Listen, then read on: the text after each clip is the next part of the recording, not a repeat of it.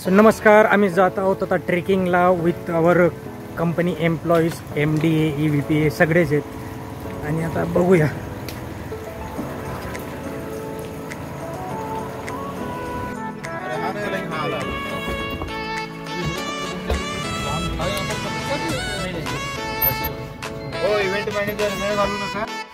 भारतातील मोर्शी आणि तामिनी दरम्यान असलेली एक पर्वतीय रांग म्हणजेच तामिनी. पश्चिम घाट पर्वतरांगांच्या शिखरावर वसलेला तामिनी घाट याच्या सभोवतालच्या निसर्गरम्य धबधबे, घनदाट जंगल या वेगवेगळ्या गोष्टींसाठी प्रसिद्ध असल्यामुळे इथे पर्यटक नेहमीच आकर्षक ठरत असतात. आणि यासाठीच आम्ही देखील आमच्या पद्धतीने एक ट्रिप ऑर्गनाईज केली आणि त्या ट्रिपमध्ये आम्ही जात आहोत आमचे सगळे कंपनीचे कलीग. रस्ता खूप लांबचा असल्यामुळे सोबतच एक्सपिरियन्स पर्सन म्हणजेच जयराम सरांनी एक वेगळाच गेम आमच्यासाठी शोधून काढला आणि आता गेम सुरुवात झाली. भगवान बरोबर आहे. Something he need to show in the action कमियन. नाही ठीक आहे ना. It's latest movie. ये भी लेटेस्ट मूवी. ये तो शाहरुख खान है. नमस्कार. भगवान जय श्री राम.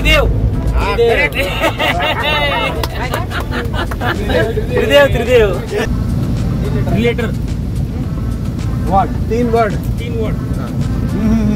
Okay, 3 word. ये क्या पहला क्या है? पहला क्या दूसरा?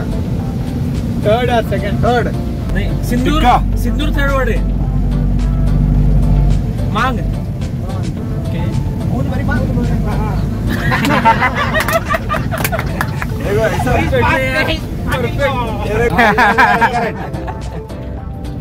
दो वर्ड है.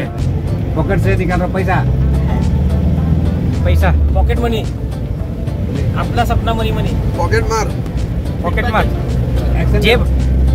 इधर उधर. हेरा फेरी. फेरी. समुंदर. सागर. समुद्र. एक्टिंग पे.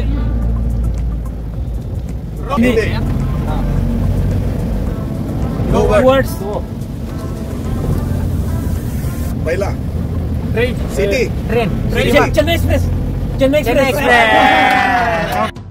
तर मित्रांनो, पूर्वी तामिनी घाट अस्तित्वात नव्हता, कारण संपूर्ण क्षेत्र जे ते टाटा पॉवरच्या अंतर्गत होतं. खाबो के पन्नों पे मैंने लिखा था सो खतरनाक असा नजारा आहे मागे बघा. हा हे जे धुकं निघ. तर वेटर महाराजने ऑर्डर दिल्याप्रमाणे पोहे सांगितले, पण पोहेमध्ये आम्हाला रसा आणि सॅम्पल वेगळा काही मिळाला नाही. रसा आणि सॅम्पल असला तर मग आपल्या जळगावच्या खानदेशच्या पोहेची मजाच वेगळी आपल्याला आली असते. बट असो, पोह्यांवर आता प्रत्येकाने ताव मारला, कारण की वाजले होते 9:30 मध्ये आणि प्रत्येकाला पोहे सर्व करत असताना आम्ही आमच्या पद्धतीने सुरुवात केली. सोबतच एक कांदा भजीचा आस्वाद देखील आम्ही घेतला. कांदा भजीचा आस्वाद घेत असताना आम्ही पोहे, मिरची वेगवेगळ्या पद्धतीचे. रवी तर म्हटला की मी भजींवरच ताव मारणारे. आकाशने देखील पोहेंना एकदम डोळे पुसून बघितला आणि म्हटलं चला आता. ज्ञानेश्वरने देखील मिरचीचा आस्वाद घेतला आणि नंतरच मग या सगळ्या गोष्टींवर ताव मारत आमचा कॅमेरामॅनचा उपवास असल्यामुळे त्याला या पोहेंचा आनंद आस्वाद घेता आलेला नाही आहे. संतोष सर, जयराम सर सगळ्यांनी भजीची ऑर्डर केली. भजी चांगली लागली, थोडीशी काळपट झाली होती. बट इथे मोठी गहन चर्चा चालू आहे जयराम सर आणि मोहिंदर सरांमध्ये. काय करायचं पुढे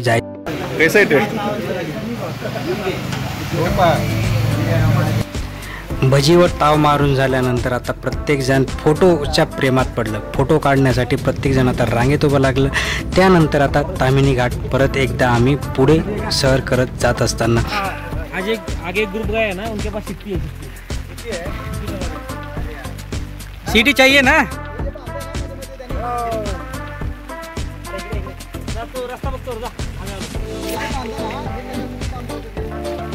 हा, तुला सांगितलं होतं त्यांनी. तामिनी घाट पूर्वी अस्तित्वातच नव्हता, कारण संपूर्ण क्षेत्र जे होतं मगाशी सांगितल्याप्रमाणे टाटा पॉवरच्या अंतर्गत होतं आणि लोणावळा येथून कोकणात वाहतूक करण्यासाठी जादा मार्गाची आवश्यकता असल्यामुळे हा मार्ग प्रस्तावित करण्यात आला. मुळशी ते तामिनीला जोडण्यासाठी तामिनी रस्ता घाट सह्याद्रीच्या रांगा कापतो आणि पुण्याहून कोकणात जाणारा मार्ग बनवतो. हा घाट जवळपास 15 किलोमीटरचा आहे. रस्ता आता खूप चांगला आणि नव्याने टाकण्यात आलेला असला तरी आम्हाला हा घाटमाथ्याचा रस्ता कापत असताना जवळपास आम्ही 10 ते 15 किलोमीटर पायी चालत गेलो आणि प्रत्येकाने या ट्रेकिंगचा आस्वाद घेतला. पावसाळ्यात हा संपूर्ण भाग लोकप्रिय ठिकाण बनतच असतो. आर्मी में भर्ती होना चाहिए आपको. फिर पर्सनॅलिटी. पावसाळ्यात हे ठिकाण अनेक धबधबे आणि ओढ्यांसह हिरव्यागार पर्वतरांगांमध्ये बदलत असतं. पुणे शहराला गोवा महामार्गातील ठिकाणांशी जोडणाऱ्या घाटातून राज्याचा बसेस देखील याच्यातनं जात असतात. हे आहेत जयराम सर. जयराम सरांनी 25-30 ट्रेक केलेत आणि आता एवढा एक्सपिरियन्स घेऊन ते आम्हाला गाईड करताय. सतत पुढे असणारे जयराम सर आजही आम्हाला पुढे घेऊन आमच्यासोबत आले.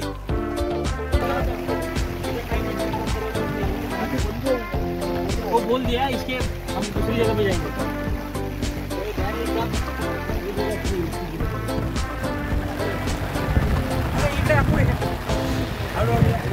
अरे तुम संभल के. कौन गिर जाएगा? कौन गिरेगा तो चलेगा.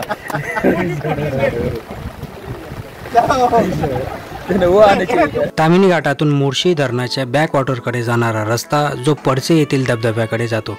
या धबधब्यावर आजकाल जी गर्दी होत आहे याच्याकडे सगळ्यांचं लक्ष वेधून प्रत्येकजण या धबधब्याच्या प्रेमात पडले.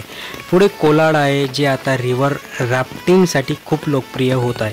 तुम्ही कुंडलिका नदीवर देखील तिथे जाऊ शकता. बट पाण्याचा प्रवाह खूप असल्यामुळे आणि खूप जास्त पाऊस असल्यामुळे आम्ही तिकडे पोहोचू शकलो नाही. डोळ्यांनी बघितला. ओ बापरे बापरे. असं असं आता काय तर कुंडलिका व्हॅली हे सर्वात प्रसिद्ध पावसाळी ट्रेक आंदरबनच्या समांतर एक अतिशय सुंदर आणि मनाला आनंद देणारे ठिकाण आहे. कुंडलिका नदीच्या धुपामुळे खोऱ्याची निर्मिती झाली आहे. ही सह्याद्रीच्या डोंगरांपासून अरबी समुद्राकडे वाहणारी एक छोटी नदी आहे जी महाराष्ट्रातील व्हाईट वॉटर रिव्हर राफ्टिंग एक प्रसिद्ध ठिकाण आहे. तर जयराम सरांनी एक वेगळा मार्ग परत शोधला आहे. नेहमी सगळ्यांना गाईड करणारे, वेगवेगळ्या पद्धतीने नियोजन करणारे जयराम सरांनी वेगळा मार्ग काढला आणि प्रत्येकाला सेल्फीचा मोह, फोटोचा मोह आवरला नाही आणि म्हणूनच इकडे कोणी बाईक रायडिंग करायचा प्रयत्न करते तर कोणी पावसात धबधब्यामध्ये भिजण्याचा आनंद घेते.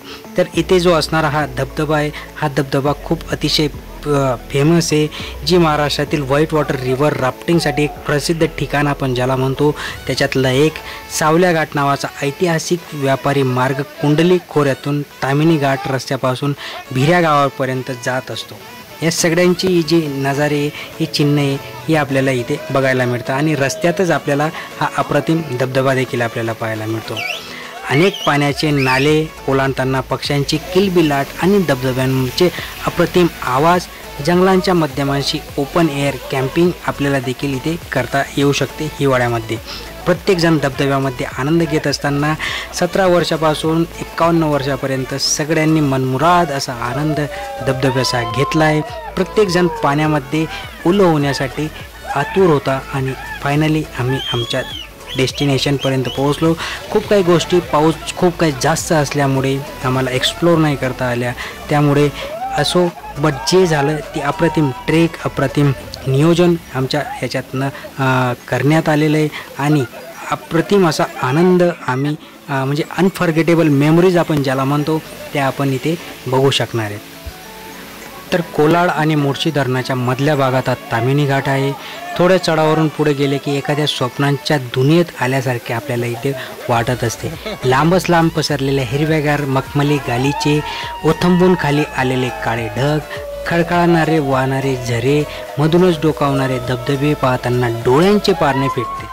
पावसाळ्यात तयार होणारे इथले पाण्याचे काही प्रवाह शांतपणे डोंगरावरून खाली येताना आपल्याला दिसत असतात. धबधबे डोंगरावरून अक्षरशः कोसळत खाली येताना आपल्याला दिसतात. तिथून उसळून पुढे वाहणारे हे पाणी बघायला पर्यटक इतकी गर्दी करतात की अक्षरशः त्यांनाही कळत नाही की आपण आता काय करतो. आणि परत एकदा आम्ही पुढे आलो फोटो काढण्यासाठी. डॅनीही आला आणि एकदा परत जयराम सरांनी ज्ञानेश्वरला शाबासकीची थाप दिली. असेच ट्रेकिंग करत राहा, असेच नियोजन करत राहा.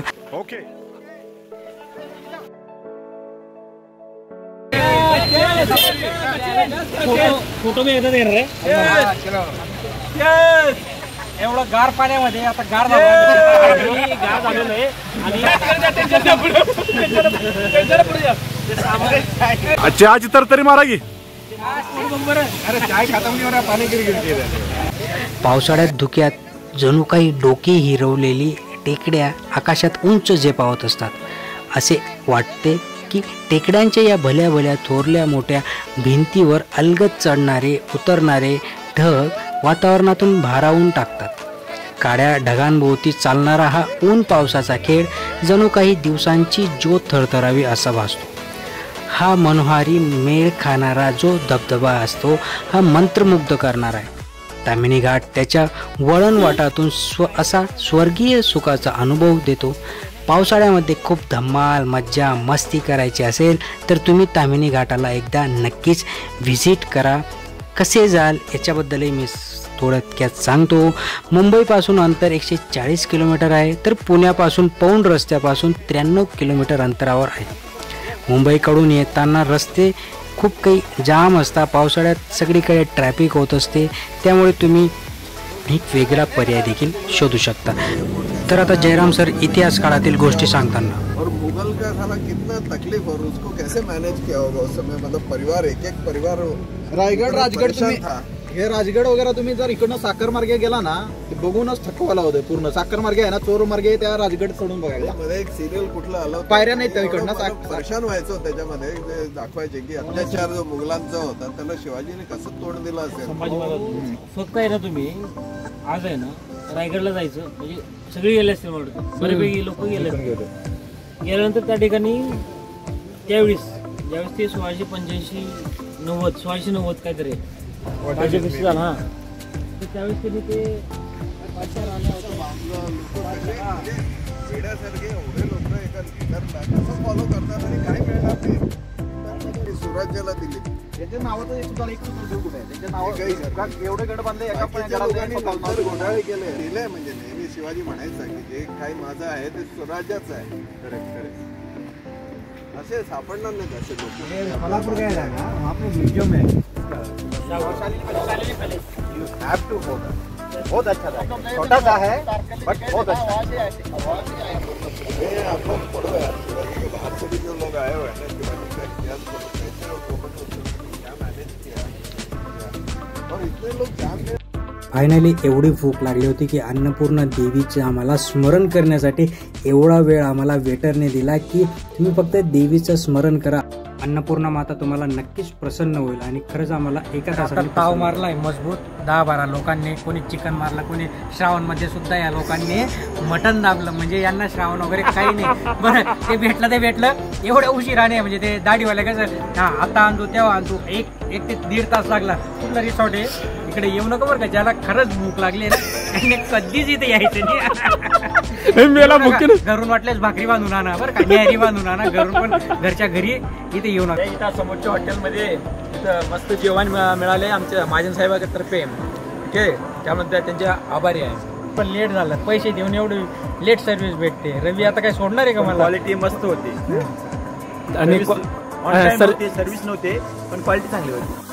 तर प्रत्येकाचा आता पोटोबा झालेला आहे आणि प्रत्येकाने आपापला गाठोडा घेतला आणि घरी जाण्यासाठी आता प्रत्येकजण उत्सुक की कधी घरी पोहोचू. पण घरी पोहोचण्याच्या आधी फोटो सेशन तर झालंच पाहिजे. मग फोटो सेशनसाठी आम्ही बसलो.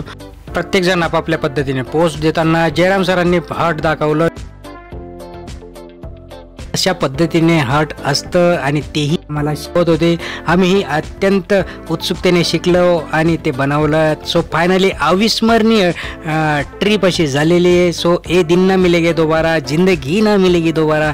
Tata bye bye.